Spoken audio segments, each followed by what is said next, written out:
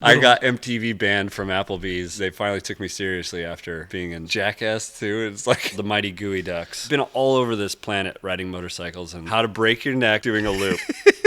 I almost died. That's how I ended up here. Wherever you went, there was a fight. No way. Like, Everybody hated you, Thor. are you scared about doing it? Wait, I thought you were, we were kind of like, because I'm an idiot, Your Honor. I don't know anything about this, but what I do know is that motorcycles are awesome. So This is Thor Drake. yeah. 1, 2, 3, 4. He's no one, she's no one, we're no one at Do you recognize this desk? Yeah, I do. It's still It's a stand the test of time right there. It's right there, man. It's still going. Holy it's seen some better days, but it's Louise. definitely going. Did you break it out just for this? No, we use it all the time. Really? It's actually it's the desk for this set. Like, and then we got another one that we cut the legs off. Yeah. And so they're like, it's like a mini one, and we use that for different productions. But yeah, Gosh, so many lives ago. right. Like that was probably a big job back then. It's like That was huge. Yeah. I remember you It had. was at the Nike warehouse. Yep. Or now the Nike skate park. So we're down in the basement there. I built some upstairs, I think. It's when I still yeah. was working for Xavier. Oh Or man, so Nike. many years ago. Well, Nike SB, I guess, at that point. Was Rob Levine still there? No, He's he'd out. left. That was, yeah, definitely left Yeah. since then. Yeah, I that was- run into Paul Fidrich every now and again, and he still does the same shit, and I call him out on it, and then he gets all like butthurt. Like he actually, because we bought the Xavier trade show booth, and that was how he originally dressed out the building. So Oh, he yeah. wanted. I got it for $1 Oh, that's right. because he wanted to just because he was paying whatever it was for storage. So that's Yeah. whatever, it's $1,000 a month for storage, and then boom, you're off the hook. Somebody else's problem, and they had that. And I ended up selling the container itself. Oh, really? Yeah, I got a couple $100 for that. So I was, in those days, you're just plus trying to stay ahead of the game. Yeah. Gosh. Yeah, wild. It's weird how that resurfaces every once in a while. He plays hockey, so I see him every once in a while up the rink. But yeah, How's the dog? He's doing the dog leashes? leash company. He actually has a team that he sponsors called Cycle Dogs, just like his Yeah. company. Oh, and bicycles. Yeah, Or- bicycles and yeah, dogs. Yeah, yeah. that's his thing. Yeah, Makes sense. and being passive aggressive, Yeah, or maybe more just directly aggressive. Yeah, it was always interesting, like, because I worked with him at the Burton days way back. Yeah. So God damn. when he was on the engineering team, just on the product side, so it was like on the marketing, I felt I'd only have to see him at the October shoot because he'd bring all new product in and the team would try it out and things would break and Yeah, that's right. he'd He's have a to great fix it. product designer. yeah. But again, it's like we have all our different personality traits. And it's all good to go. And then I was thinking too. You're like one of my favorites. I'll flash back and forth on the screen up here and see if it pops up memories. Oh yeah. So that was a good one. It's still the best bike I've ever built, I think. As far as like unique aesthetics and like something that I would want to ride. Yeah, that was a fun one. Yeah, jeez. It's actually funny for me though. It was like intimidating riding it because every time you'd get anywhere, people are just asking questions all the time, and I felt like such a poser. They're like, "What's this part do? And why'd you do that?" And you're like, "I don't know. Ask Thor." I'm like, "It wasn't my build." I just felt like such a dork. The burden of a custom bike. It won't Yeah. start. Once you get it to start, everybody wants to know. What's this do? What's that? And you're like, Yeah. "Oh man." It did stall once on an intersection because it's a bike. It's easy to push out of the intersection, but it wasn't that big a deal. But and it's funny too because when you think about that era too, there was so much going on, and it's like it's fun thinking about and just being curious about just where you come from. Like I think back, and it's like you were like guy doing the crazy stunts here in Portland, and then it's like, how did you end up here? Yeah. Take me on a journey. Yeah, take you on a journey. So, I almost died. That's how I ended up here. Hey, everybody! Yeah, totally. So I was obviously a snowboard kid in Flagstaff, Arizona. No, I don't think that's obvious. But No, Flagstaff. No. I was a snowboard kid, and was in this contest, and Brian Harper, who worked at Wendell's, is like the on-hill maintenance guy. He'd been doing it for years. So he was in charge of this contest, and the like younger groups, the younger classes would win a free week at Wendell's if they won the series. And there was, I think, 10 different disciplines, and this is probably 1993 or 4. And so it was like slopestyle, big air, border cross was massive at the time. And so the two top riders in the Southwest region at that time was myself and my best friend Brad Pugh. And we were head-to-head, neck and neck the whole season. And the last event was a doubleheader. And if I didn't win the doubleheader, then Brad would have won the free week at Wendell's. And so the Saturday was the slopestyle, and then the Sunday was the border cross. We were kind of neck and neck on the border cross, but I think I was maybe a little bit faster because I was a little heavier maybe. He was a little smaller than I was at the time. But the Saturday, it was the slopestyle, and for whatever reason, I just learned this new trick, kind of flip thing, and I just wanted to show off. And so the last jump, I had already won that slopestyle. Okay. My scores were good enough that I'd already won, but I just wanted to show off this new trick. So I hit the jump, and it just was like faster than I'd hit it before. So I did basically a flip and a half and landed on my neck and back. Yeah, and was out cold for 8 minutes. And so they airlifted me off to the hospital. What? Got to the hospital, checked me out. They're like, well, it's weird. Like we're pretty messed up, but now you're seemingly fine. And so I got a mild concussion. 8 minutes is a long time. Yeah. And I was cramping too, so that's when your brain starts shutting down. They say you go into the archer pose. That's always a problem with concussions. Yeah. You notice that when they go like this. Yeah, totally. That's interesting. Yeah, it's like, I've seen a few. Yeah. So my parents are watching, right? Like they're just like, what the heck's going on? So anyways, yeah, I go to the hospital, get checked out. My parents pick me up. They're pretty angry with me, obviously. Yeah. And my mom had to go do some work the next day, and so she called him out. She said, if you see my son, pull his pass, he's not allowed to be snowboarding. So I wore a motocross helmet. I went up. They caught me, of course, and they're like, your mom told us that we had to pull your pass if you're up here. I'm like, yeah, but if I don't win, then I don't get the free week at Wendell's. And so I kind of talked him into it, the ski patrol into it, and ended up winning the border cross, like smoked everybody. Yeah. Totally. What was the tool of choice back then? Border cross, like what board were you riding? I think I was on I was like somewhat, sponsored like through the rep. I think it was a Lamar. Dick stick? Yeah. Well, Brian Harper was on Lamar. Yeah, so that's probably how I ended up on Lamar. But yeah, I was on a Lamar.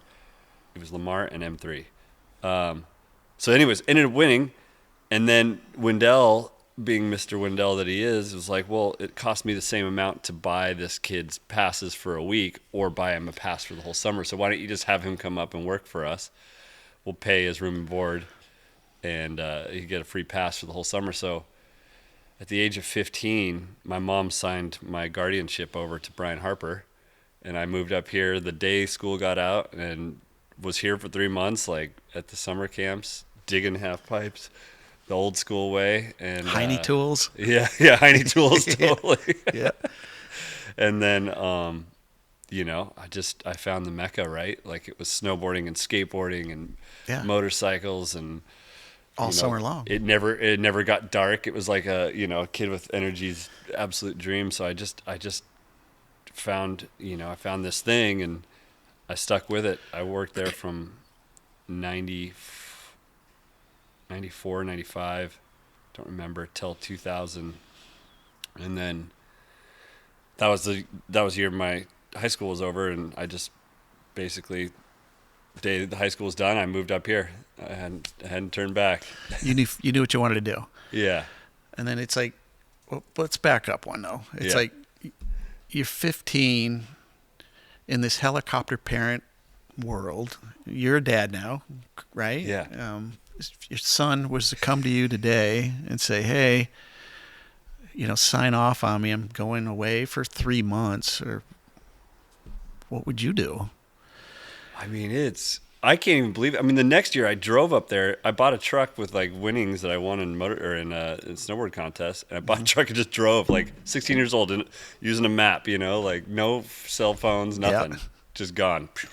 So I don't know. I mean, I always trip out about that. I'm like, my mom must have been either really brave or ready to get id of me, or all the above. All Do you the have above. a lot of siblings or something? Like, were you the youngest of a bunch of siblings? Well, my or sister was kind of nuts, so. a lot of work there. Yeah, she was kind of more focused on her well-being. I think she trusted me enough to know that I was like pretty good. I was kind of a mischievous kid. I don't know. It is trippy. Like I can't figure. I don't know. I mean, I think if my son was to ask me to do that, I'd just be like, let's both do it. Like that's what I'm into. Like I'll figure out how to adjust, and we'll both go do it. At least that first year, but. Yeah, we never grow up. Yeah, it was cool. Who's this guy? Yeah, what are we looking at here? I think I was probably 7 playing hockey there. Dang, look at those skates though. You gotta admire that. Yeah. So yeah, it's what's Pretty funny bling. is like everything comes full circle, right? Like my dad was just way into hockey, loved hockey growing up on the East Coast. Never played. You're Norwegian, right? Yeah, Norwegian. Imported. Yep. And so that makes sense. Yeah, totally. Yeah, I mean, yeah, we were into winter sports. Obviously, like Flagstaff, Arizona, it was as big as it was there. We actually lived just about a 10-minute walk from the rink, so Right. I pretty much grew up at that rink that you just showed me the photo of. Like that was the front entrance. What's it called? Jay Lively Ice Rink. Is it still going, or? Yeah, my dad's got a memorial there. He passed away, and he actually passed away in the rink playing hockey. Shush. Yeah, so I mean, he went the way he loved playing hockey, and he went that way. But yeah, grew up there. I mean, every Saturday morning from age of 5 to probably 16, I was at that rink grinding, and I hated it by the end. No. Because I was like skinny, tall, skinny kid, and playing hockey, I just got worked, because we were checking by the end of it. So it was like full contact hockey. And back in the 90s, it was all about the like small, stocky guys. Now it's completely changed. Hockey's a different Well, I sport. understand too that Scandinavian hockey's more of a strategic game as opposed to, let's say, North American boxing. I mean hockey. Yeah. And so it's that. So what was, I'm thinking of Arizona and hockey, and I'm just not adding it up. Is it a little mix of both, maybe? It was definitely, it was more boxing than it was hockey. There you go. There were some tough kids there, It was like, I mean, Flagstaff was such a weird city anyways, because you had people from California, you had people from Phoenix, then you had like the Cowboys and the Indians, and it was the college students, and it was just always, I just remember there was always fighting. Like wherever you went, there was a fight. No way. Like it was just a rough city. It's not that big though, right? Like, it's not that big, no, Yeah. but it's just like, that's just what people do there. I mean, it's the Southwest, It's What we Wild do. West, I guess. Is it? literally. So yeah, our team was no different. I mean, what we lacked in skill, we made up for with tough kids, So I think that's probably why I got out of it at 16. But come full circle, I just got my son into hockey, and it's like 100% pure joy for me. We go and skate together, and I get to see how it was for me when I was growing up, but then like hopefully adjust a little bit to make it a little easier for him. Aw. So yeah, it's been really special. But it's funny, like that photo, I have that photo of him, already. It's like that photo moment that my dad had has now passed on to my kid. The next generation. So yeah, a big hockey guy. Who's your team? My team is called the Mighty Gooey Ducks, just because we thought it was funny. Of course. Yeah. But my son's team is the Vancouver Rangers, and he just started. This is his first season playing Saturday games. So if you could go all expenses weren't an issue, which team would you go watch? And I where? I really like the new expansion team, the Kraken, but Great name. Yeah, totally. Yeah, totally. They got a pretty good program. And then I like the Golden Knights too. I kind of like the teams with a little bit of flair, you know, Okay. like a little pizzazz. Uh-huh. But yeah, West Coast teams, you know, primarily, just because they're in proximity. Right. Um, Well, we have to end this interview then. I'm sorry. yeah, It's all about Red, Detroit's team. So I love Detroit too. okay, we can keep talking. Yeah, then, yeah, 'cause, okay, like, yeah, dude. Detroit by far has the best logo in all of sports. It's a great one. Yeah. Yeah. And then maybe I'll just come over and beat you up instead, Yeah, just so you get the hockey vibes going for they everybody. haven't been very good. I mean, they're better this year, Yeah. but it's been a grind for them a little bit to get back onto. What is the percentage? Like half of them are Canadian anyway, or I think that most players are either Canadian. I mean, a few Americans, but Canadian, Russian, Czech, Swedish. yep, Small percentage, maybe Finnish, Norwegian.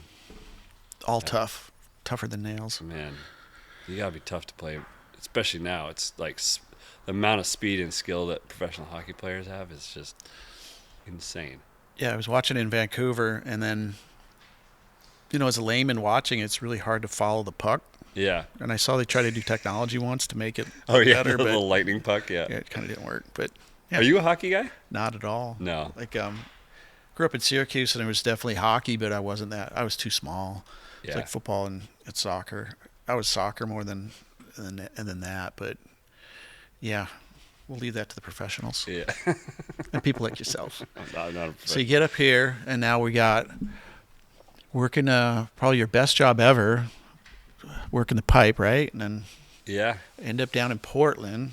Yes. So yeah, shoot. Like, How'd you make money? I never really made money. That's Still not making money. Yeah. still not making money. Next. But I've had a great life, you know. Jeez, wouldn't trade it for anything. Yeah. So I just kind of followed Jeff Jewett around. On my way. Yeah. So he's like, hey, I got this extra room if you want to rent it out or whatever, and I got a job working at Xavier, as like just building out their warehouse. Right. And then they hired me to do just random things, and just kind of transition from snowboard to skateboard at that time. That's right. Yeah. Makes sense. Yeah. And I still had I had a dirt bike because, growing up danger kid, like we'd go jump off shit with the dirt bikes. I wasn't very fast or a racer by any stretch, but liked the thrill of the jumping stuff. So I had my dirt bike. I was 19, 20, working for Nike, as I think my first official title was customer service. All So right. I had to call the shops. Hey, do you want to? Got any complaints? Whatever. I didn't know. I was just broing down with them mostly, and I wasn't very good at the customer service. I think Paul realized that pretty quick and pushed me over to marketing stuff. Did you work with Sandy and Uh-huh. Michael Hernandez? Later on, yeah. Yeah. Later on, a All few right. years after I quit, about 2 years into Xavier, just had enough. Did you work with Carrie Garland when you were there? Uh-huh. Yeah, yeah. And you're still smiling. That's so cute. Yeah, she got hired right as I was leaving. Okay. Yeah. But I kept in good contact with everybody there, and then obviously when they went away, there was a lull, and we worked together on Nike 6.0. Yeah. So that was a great era too, and what a great license we had. So I'm throwing up again, I'll play it. Maybe just give me the voiceover here. Like, what am I looking at? Yeah. So Dave England and I got together. Well, we were friends. We just always try to come up with try to out-weird each other, I think. How weird. And so we were just talking about things that are popular, that are silly. And at the time, it was Rob Dyrdek built the world's largest skateboard. Oh yeah, yeah. And so I was like, it's kind of silly that they've made the world's largest skateboard, for one, and then it's kind of silly that they haven't made the world's largest rollerblades And so that's where this idea came from, was just the inverse of the world's hardest skateboard. All right, there's got to be more detail though. It's like, who's riding? They're bicycles with. Yeah. So then we pitched. So I pitched. Dave and I were just talking about this, and then he was working with you on different crazy ideas for YouTube. This is like in the infancy of YouTube. Oh yeah. So The he's viral like, video. we got to do this. Like, this would be so funny. So we built I built these giant rollerblades in my workshop that was underneath this Nike skate park. And we took bicycles and we built like a metal frame, and then we did paper mache over the top. And it was fine doing one. You could tell that one is better than the other. Like, one looks nicer than the other one, because the second one was just like, dude, let's just get it. Yeah, there's a perfect. See how the Oh yeah, a little bit, but you can't really tell. No, it's good work. Yeah, so we built two of these things, and then we just rode them around Portland, and it was funny because like people would look, but Portland was weird back then. Like, in a good way. In a good way, yeah. And so people would be like, oh yeah, that's interesting. And yeah, we were riding around Portland. I was in it whenever I wasn't on top of them, I was inside one, and then my two roommates were in them when when I was riding on top of them. And it was funny. The day that we shot it was like there was a big parade or something. So I think somebody asked us like if we had gotten away from the parade or if we were looking for the parade. And it's like, no, man, we're just shooting these big rollerblades. Like, it's just a day in Portland. Come on. I'd never rollerbladed before that day either. Shut up. Good skill. Yeah, I knew how to ice skate. Oh, ice skate. That's why you were going backwards. Because I could see you were going backwards in the one clip, and it's like, you got to have a little skill to do that. It translates. But you're a pro athlete as a snowboarder, so you must have skills to rollerblade anyway, right? Everybody It's can do any of the balance sports, yeah. It's so easy. If you can snowboard, you can rollerblade. I wouldn't be caught dead in rollerblades at that time. I mean, it was like career ender at that time, It's like the soul grind. Right.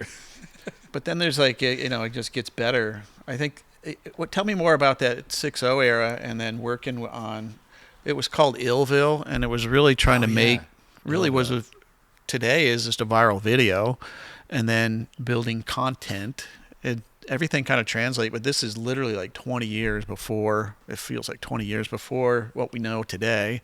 So you're a trendsetter there. I mean, it was super hyper relevant. Like, I can't believe that Nike cut it off so quick, because like now if they had it like perfectly bridges the gap between, all the different kind of extreme sports or whatever, and then just like the balance things that kids do, like the fidgety balance stuff, like just the sensationalism of, whatever niche group that you're into, I think that really was what that 6.0 thing was kind of about, is like, I mean, it was extreme, but it was like not like the height of performance extreme. Right. It was more about like taking a twist on it. Well, that was what the brand was trying to do. So you had SB at the top of the pyramid at the premium, and in the skate shops, and then 6.0, the brand was there for, we'll call it mid-tier. Yeah. And it wasn't the highest performing shoe, but it was for the kid that plays soccer. He goes to school, he plays on a skateboard, but he isn't necessarily wanting to be the next, professional or X Games star, but he likes to be around the sports. And so it was really that, because I think you probably remember growing up Gen X, right? It was always like each sport hated each other. Skaters hated snowboarders. Yeah, It was like skiers hated snowboarders. Well, I guess everybody hated snowboarders. Yeah. Everybody hated you, Thor. Yes. I gravitated towards the controversial sports there, yeah. In this era, it all came together. I thought I liked it in that era, as far as like, I guess the word's community, and then just kind of hey, that's your vibe, cool. No worries. It wasn't stuck. It was cool that way, yeah. Yeah, like, and I think there's, again, we'll talk about it a little bit more in this sense and what you bring to it, but there's like this is the launch right here. I mean, this is the pivot point for Thor's career as what we'll call it, entertainer, sportsman, craftsman, performance artist, athlete. Yeah, here we go. And here we go. And so right now we're watching the sixth O loop that we worked with you on. Yeah. In the mini bike. And bringing it back to Wendell's, we did that in the back of Wendell's. Oh, near Bob. What's that? Bob, where the new skate park is, back there. Oh, is there a skate park there now? Yeah, I'll get you in. I know some people. Really? Oh, yeah. Oh, man, I'd love to go skate. Let's go. Yeah, so here another idea that Dave England and I came up with at the time, like the loop craze, like Tony Hawk was doing the loop and Matt Hoffman was doing the loop. And so we were like, what could you do with one of these pocket bikes? Those pocket bikes had just come out. Like everybody had them. They were cheap. 50 cc's. Yeah, 50 cc, two-stroke, little barely rideable things. And so we're like, the worst thing that you could possibly do on one of these things is a loop. And so that's where that came from. Let's do that. Let's do that. And then it was funny, too, because we put the loop. See, there he goes. And then the ending was just the grossest pond you've ever seen. So there wasn't really like a payout at the end. It was just the bike almost goes in the pond. But had I stuck it out a little further, I would have just ended up in the muck. So you had a choice. You didn't have to put the loop going into the pond. Is that just added to the drama? The luster. We're going to do it. Let's go all the way. The reverse luster of the doing the loop. No, but man, what a crazy experience. Like so Dave England and I decided we're going to do the loop. And then we just got so psyched on like the process of building it, and we thought about all the different ways we could build it. And then he was like, "So, are you scared about doing it?" And I was like, "Wait, I thought you were." We were kind of like, "Who's doing it?" He's like, "But you're younger. I can't do it. Like, I'll you're hurt younger myself." by what, 2 years? So I was like, "Fine, I don't care. I'll do it. Whatever. I don't give a shit."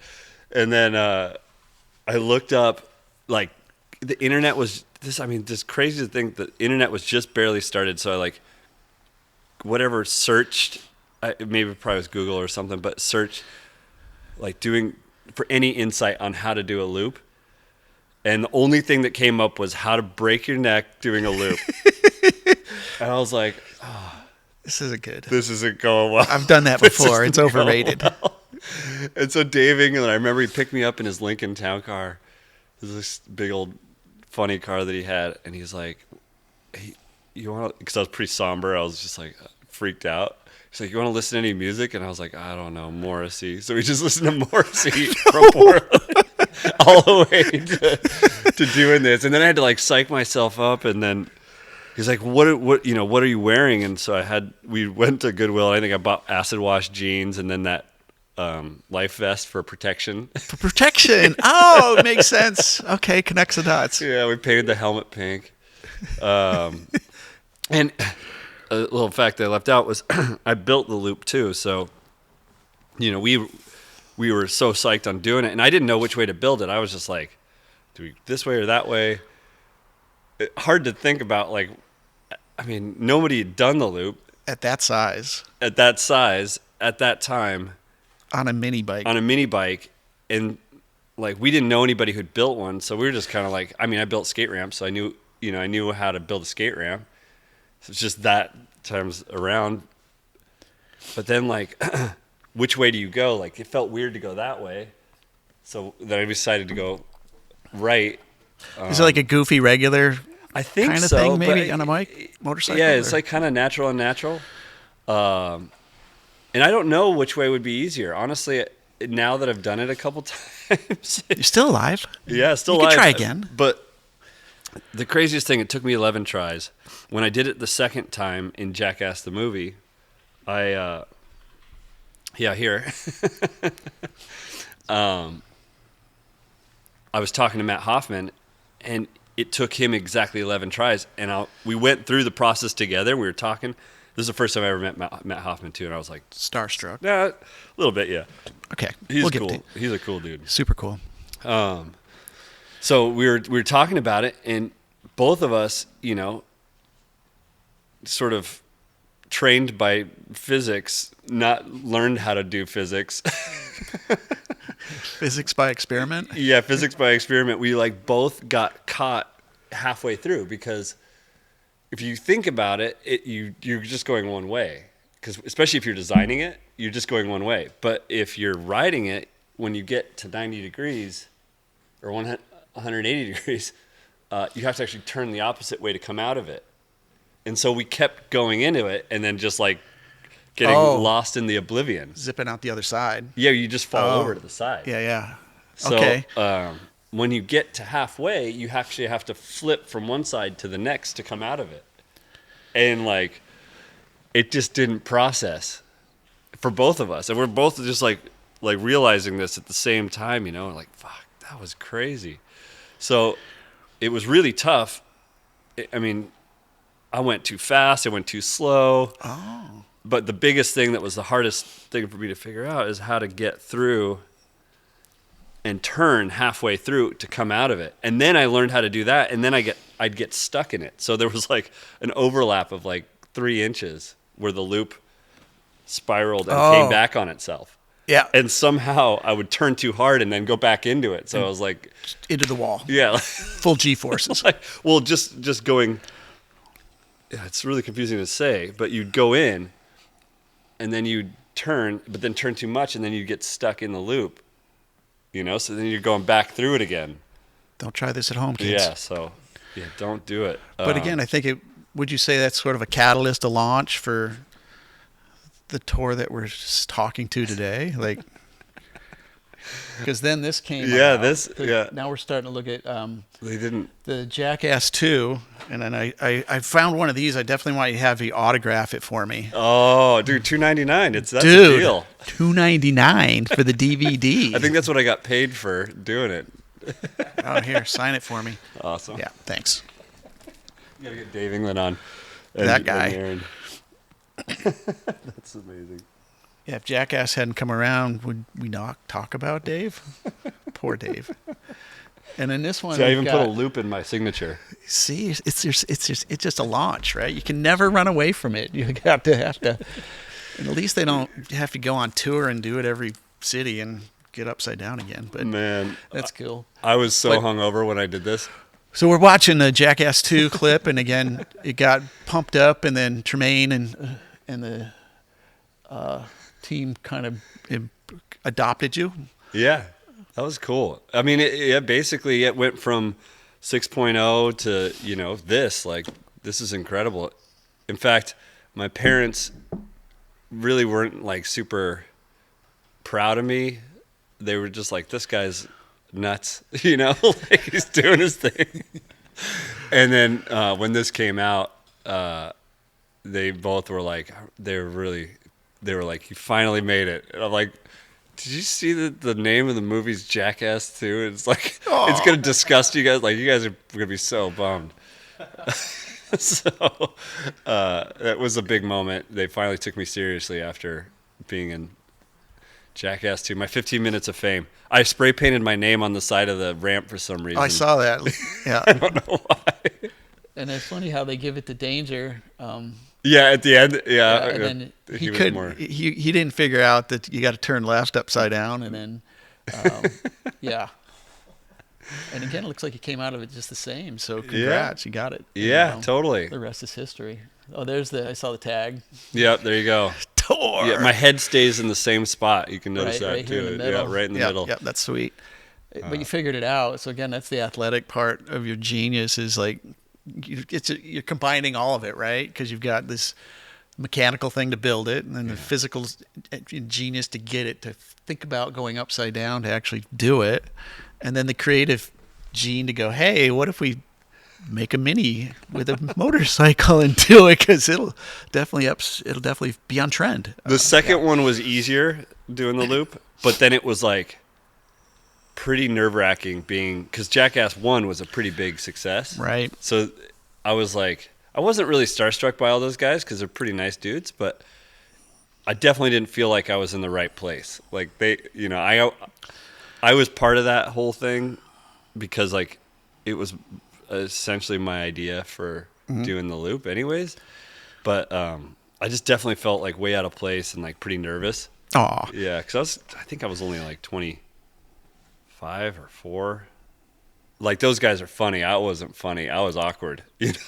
Like, I was an awkward dude. Those guys were and they had the camaraderie too. So I was like entering all that. That's the hard part. They're a pretty tight crew. Yeah, but they were really nice. We actually, the night before, we went to Applebee's, and there was a picture of Patrick Swayze holding a teddy bear by the bathroom. So I brought it back and like hung it up at the top of the stairs at the hotel because we had this whole floor that was the Jackass floor. And so it was back there at the hotel when we got back there. We were all, I mean, it was partying every night, you know? No. Yeah, it was full on. And I was showing off, of course, you know, because I was just a young kid. I was trying to like prove that I'm cool, you know? And so we get back to the hotel room, and I think at some point, Scott Manning and I were having a running race with full-size pictures from the hotel rooms in our underwear down the hallway. And it blew up and like glasses everywhere. Oh, no. And Scott rolled through the glass. It was a shit show. Then fast forward to the next morning, the morning that I did the loop, I was so hungover. I was like, I don't know how I'm going to do this, but I'm going to get through it. And I found out that Applebee's had called MTV Studios and was like, you guys stole property from us and you're banned from Applebee's for an entire year. So I got MTV banned from Applebee's for an entire year by stealing a picture of sensitive Patrick Swayze holding a teddy bear. That just sounds bad. It just is. That is a weird little anecdote of the loop there. So, I don't know how MTV, because I was on one of the MTV shoots too, and we had a bungee jumping was happening, and we had an accident. Oh man! And we had to call back to headquarters, and they go, "We don't know who you are. We don't know anything about this. You're on your own." They didn't want to know anything about it, so we kind of had to figure out how to get this kid to the hospital and taken care of. We figured it out on the fly, of course, but wow. Yeah, productions looks all fancy on TV, kids, but yeah, it's pretty damn scrappy. Oh man, yeah, especially the Jackass style stuff. Or MTV early years, like yeah, they like the money part probably. But yeah, again, it's like. Yeah, the Jackass 1, the numbers are ridiculous. You know, you're looking at Jurassic Park and the bazillions they spend, and the profit margin's so slim because it's much to. But you can pull the same numbers on a Jackass movie, and it only costs you, you know, a tenth of that. So, yeah, interesting times. So you got here, we got the Jackass thing, and you could see starting to make your way here in Portland for sure as like a creative. But I couldn't even put a label on it. It's not like a director. It wasn't like a pro snowboarder. It wasn't really like even today's terms like an influencer, but it had this niche for sure where everybody's going, look at this crazy guy. Like he's fun to hang out with. And then you kind of made like, and I know Lou really enjoyed working with you on all those skits. And then there was this pivot to, it kind of caught me off guard, and it was WK12. Yeah. And so you took, and my opinion, again, I was intrigued again as an agency owner, and like, oh wow, it's like Huckleberry Finn. They're paying, instead of paying the intern, you're the intern paying to be part of, you know, an executive team at the highest level in the nation. Yeah. To get behind the curtains to see how the Wizard of Oz actually works over there. And so most of them are like college grads that want to get to be, you know, the next, you know, creative director for Ogilvy or whatever. Yeah. And then here comes Thor. Totally. You were older than a lot of the other guys in that program. Yeah, for sure. I think it was second oldest. Yeah, or yeah, whatever. It was yeah. That is it doesn't seem logical to me even now, but it's the way the world works. So at the time, it was like the big housing crisis. Everybody like cut their budgets. I wasn't really making enough money to like survive here in Portland. But I was having a good time, of course. Mm-hmm. So I decided to go back to school. I did community college, finished off a bachelor thing, and was on the side still doing trade show booths or whatever I could scrap together for work. But what I noticed was like the only people that were really hiring were people in advertising, and they seemed to be making a lot of money at the time. So I was like, well, there's something to this whole advertising thing. Another friend through snowboarding Dave England days is Ray Gordon. He was really good friends with Jim Riswold, who was not partner, but he was like one of the early on guys, copywriters over at Wyden and Kennedy. He just passed away this last year. He's a dear friend, but I met Jim Riswold through Ray Gordon, and Jim Riswold is a real interesting character because he doesn't like you unless you can talk shit back to him. East Coaster?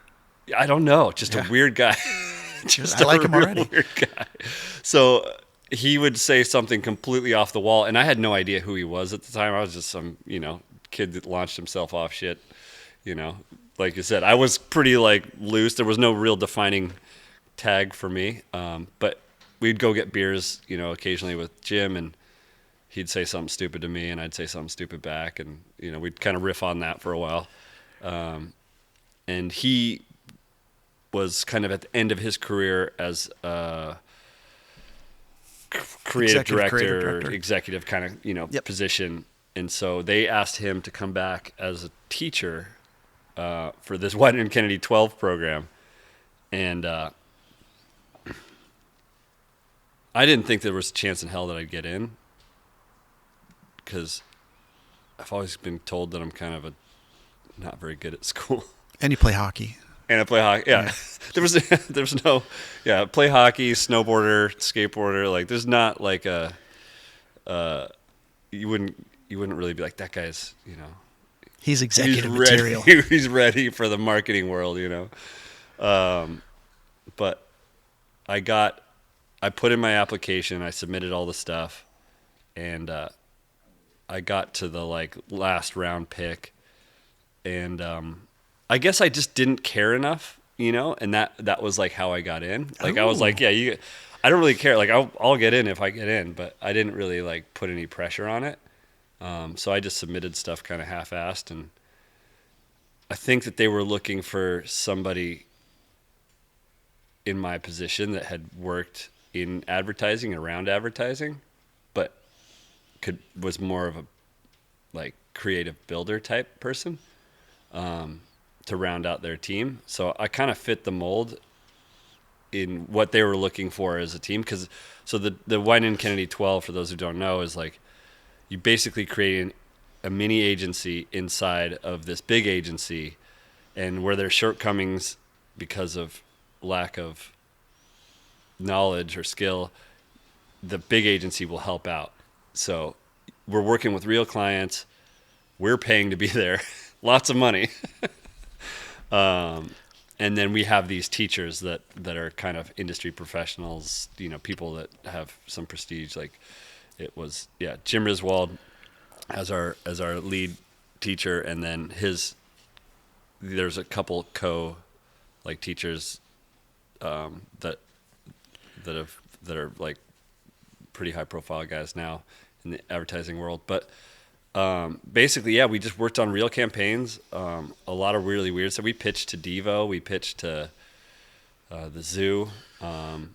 We actually got the zoo, and the zoo director's name was, marketing director at the zoo was this girl. She was a Indian girl named, it was you would say it in English, shitty. Oh, no wonder you remember. Shitty or something like shitty.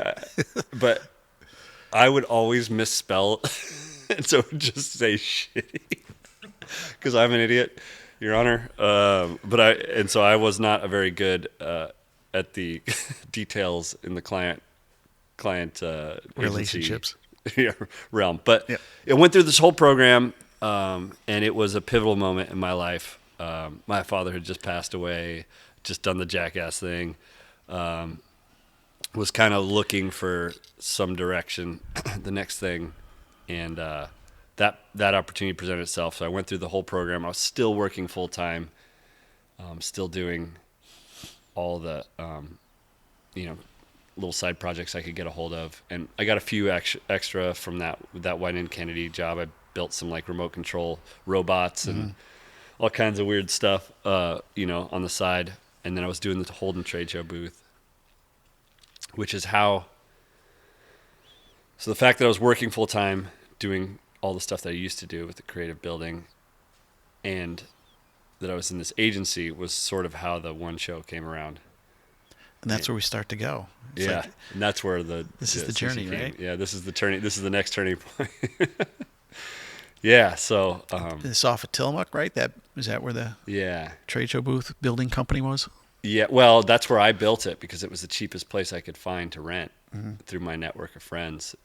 And I think I spent like $1,000 for a month to rent the entire building to build this trade show booth. But I was doing that inside to pay for school. That was like I'd do the school thing from 8 a.m. till 5 or 6, and then I would leave there, and then I would go over to the space, work till 2 or 3 a.m, and then back to school just to pay for the school and everything. I didn't really talk about it, but I definitely wasn't like the most pleasant person to my schoolmates, my classmates. There was a couple of grumpy moments. I was the only one that built like a cage around myself, Literally. so that I could work and sometimes fall asleep on my desk. But yeah, it was. So I was doing like the agency stuff, learning as much as I could, and then I'd leave there, go work. And then I think it got towards the end of the year, and we had to ship out the trade show booth. And I was like, it'd be cool if I use all this agency Know-how know-how to like put on a motorcycle show, like something that I'm interested in.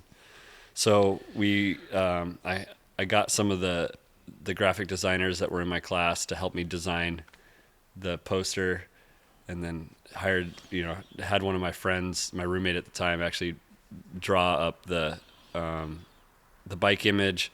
I just made it look really professional, and I used like all the concepts that you would learn in advertising to kind of make this thing look professional. Mm-hmm. And by no stretch was I prepared for putting on a show, especially the first year, how big it was.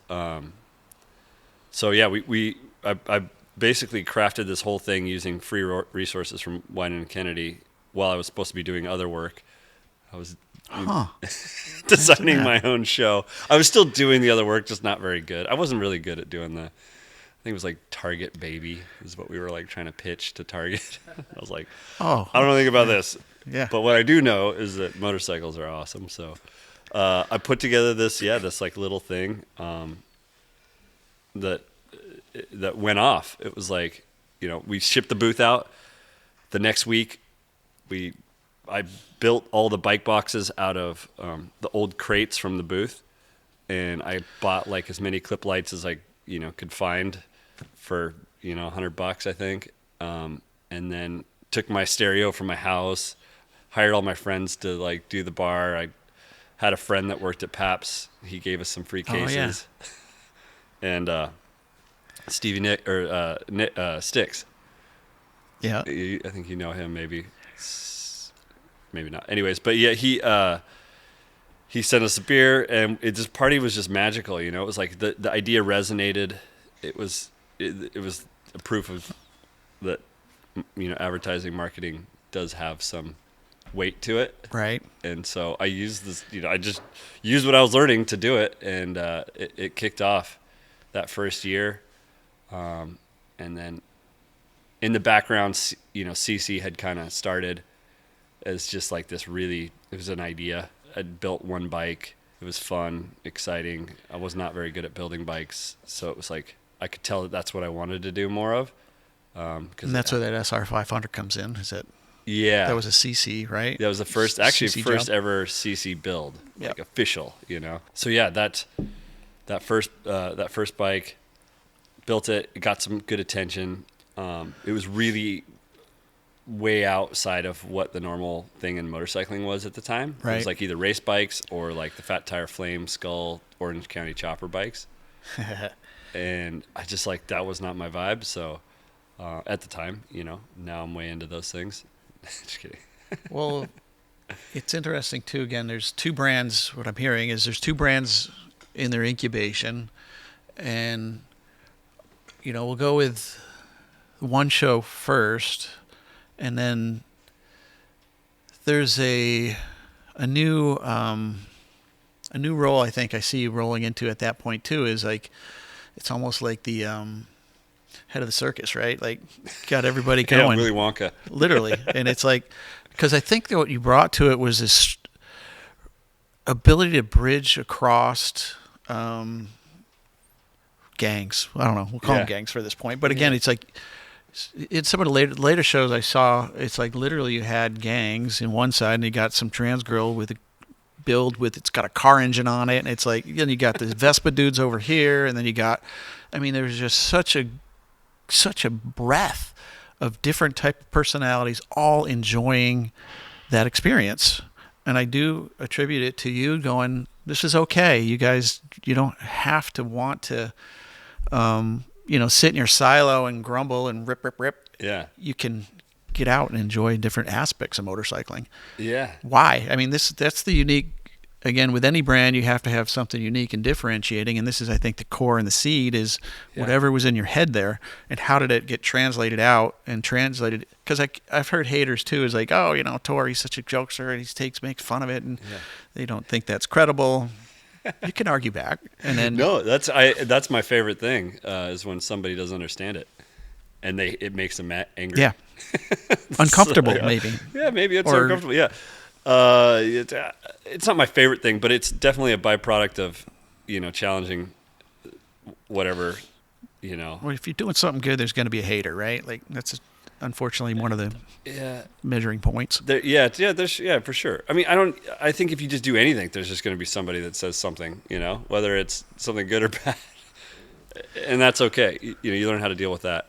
I think so. The concept was the one. And the one is essentially that your idea in your mind has been developed in perfection based on the stuff that you've experienced.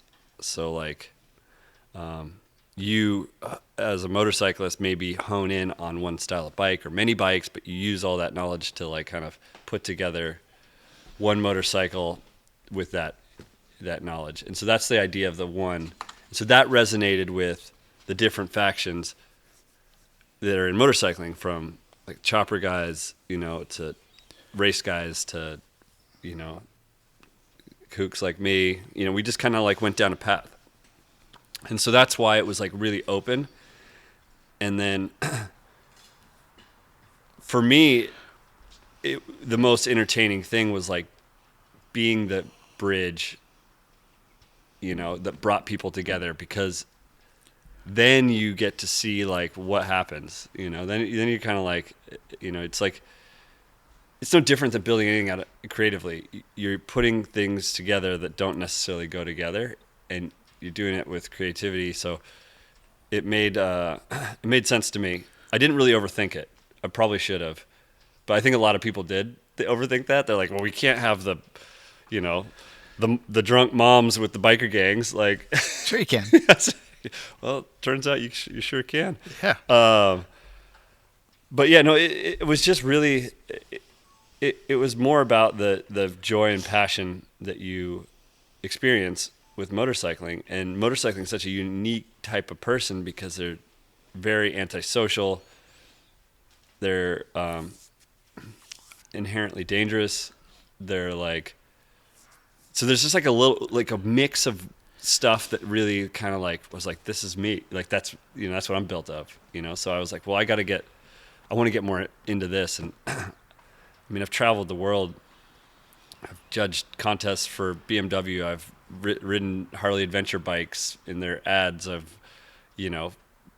gone to France with my wife and, driven I've been all over this planet riding motorcycles, and I've always just met the like most interesting people doing it. And it's like the skateboarding and snowboarding. Like you have the thing, but it just attracted certain people.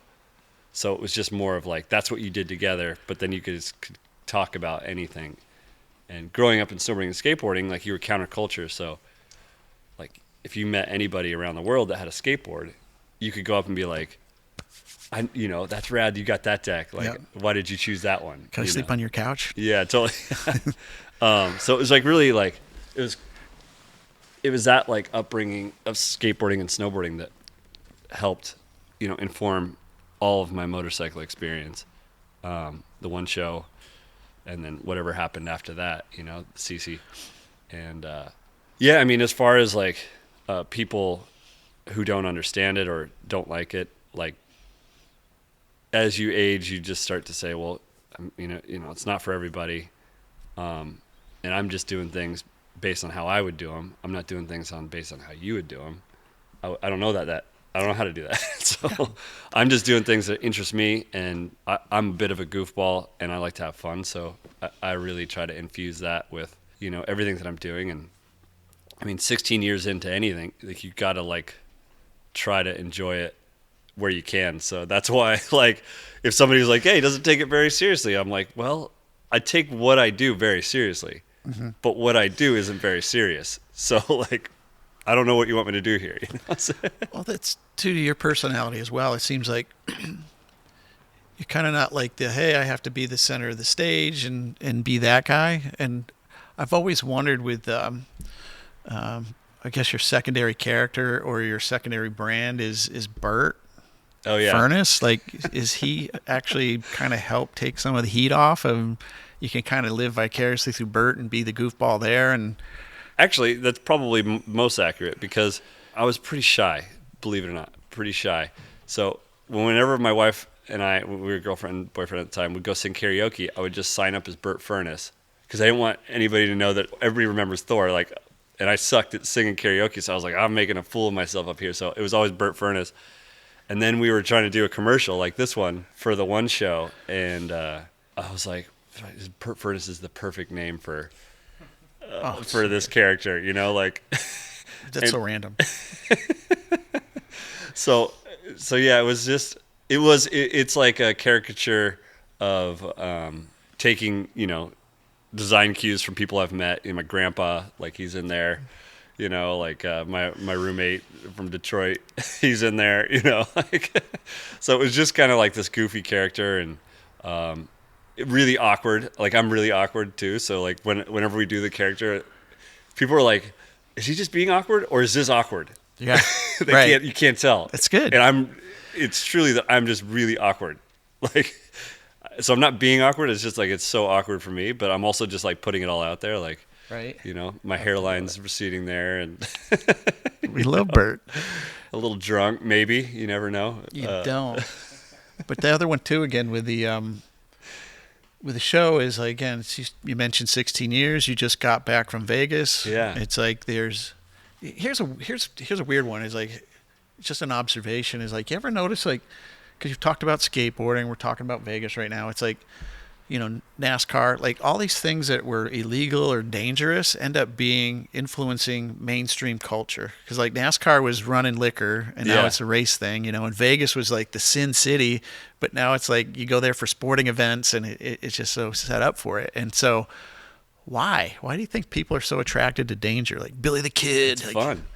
If we all just like rewind the tapes 12,000 years, we're just cavemen, and like doing something that was dangerous might have a reward, right? So like that became fun to do something dangerous. Like who could get the biggest woolly mammoth, like that became a little sport between the dudes, right? And then the strongest guy would like get him, so then that became an evolutionary thing. And then the sense of danger, 12,000 years later got passed on to me somehow. And then I was like, I'm not very big, but like certainly taking a unique approach to like danger. And so that's why we like danger. Then that brings it up too, again, is like, as our society gets a lot more safe. Yeah. And we're just sort of living vicariously through each other in the internet world. It's like masculinity is being challenged right now, and it's coming off as really, really not. It kind of needs an adjustment. You got any insights there, or why is our masculinity so messed up right now? Well, if you're asking me where this like masculinity thing kind of changed, is that it's probably getting like caught up in another net. You know, it's like my masculinity, you know, playing hockey and stuff, you could argue that it's a violent sport and it's dangerous, but like you could also argue that it's controlled. You behave a certain way on the ice. Yep. Based on your like instincts to do that, and then once you're off the ice, you're done with it. You're calm, you collect. You know, most hockey players, they dress before every game. They dress up in suits, and it's, you know, it's a respect thing, right? Like you go out on the ice, and everything that you're told not to do in real life, you get to do on the ice. Steal stuff away from people, hit people with sticks, punch people, run into people as fast as you can, like.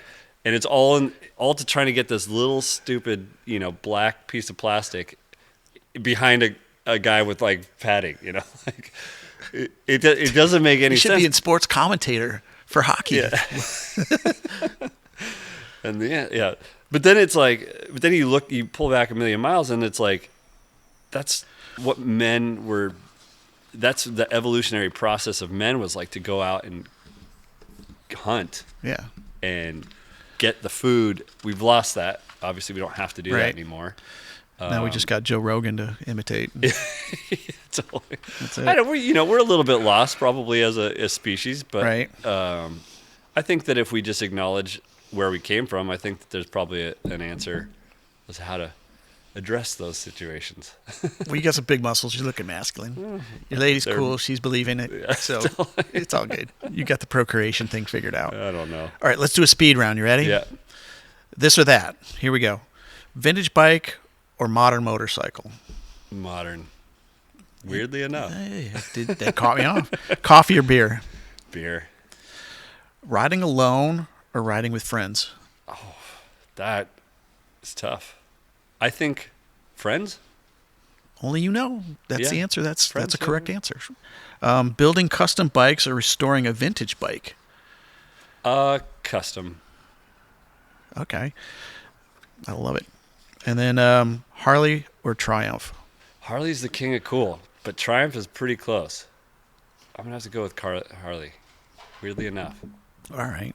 But that's the thing. These are tough questions. It comes down to factors, you know. There's always a right and wrong with each. It's like, and again, back to Portland or Las Vegas. Portland. Not even a question there. Yeah. That's good. Portland's the best place on earth. It's just, you know, we got some funny people living here. They always have been. I think that's the good part about it. We're a little bruised. We're good. We'll be fine. Yeah, totally. We got every day. We got knocked out for 8 minutes. Yeah. Totally. Well, there's always there's always a point where like something changes. Yeah. And the cool thing about that is it presents lots of opportunities for people that want to change it. So Agreed. I think that's where I'm excited about this. Yep. Is like to be part of that. I know when I got here in '90, it was a downturn, but I didn't notice it. I was like, cool, Mount Hood's right there. This is great. I love it. And then I feel there's a whole nother generation coming in, seeing the exact same golden landmine that you and I are seeing with this beauty here in the Northwest. We probably should shut up or people are going to move here. So we'll ruin it all over again because we don't want that to happen. If you could collaborate with anybody, alive or dead, who would you choose? If it was like about changing something that I think needs to be changed, it would be like top officials. But if it was more about a creative endeavor, Troy Lee, probably. Yeah, he's a cool guy. Yeah, he's really cool. And then if people want to get a hold of you, what's the easiest way to reach you? You're pretty aloof there. There's no easy way. I'll just say that. You know, it just really changes on the whim. But I respond most to the email, you know, that's kind of, or Instagram? Instagram is, maybe. You can kind of get a hold of me there. I try to like be more unreachable these days. Yeah, I'm sure you get, you know, you got your not priorities by being are like an changing. asshole, just kids and, you got kids, you and, know, like that's, when they're young, you really got to pay attention to your kids. Yep. And then if they start to show signs of being a good human, then you being can, a hockey player or a skateboarder, then you got to be concerned. Well, yeah, Van's, he's playing hockey, but I honestly think it's the best thing for little boys. Yeah. They learn pain and discipline real quick. Because it's the rest of the life, And boys, skill. get used to it. I mean, it's skill. Like, you're skating so fast, and like cutting on an edge, and you're trying to control a little. I mean, it's just can't say enough good things about hockey, which is weird because I hated it when I was 16. Just the life changes. Life changes. All right, this is Thor Drake. Yeah, I rambled on a lot.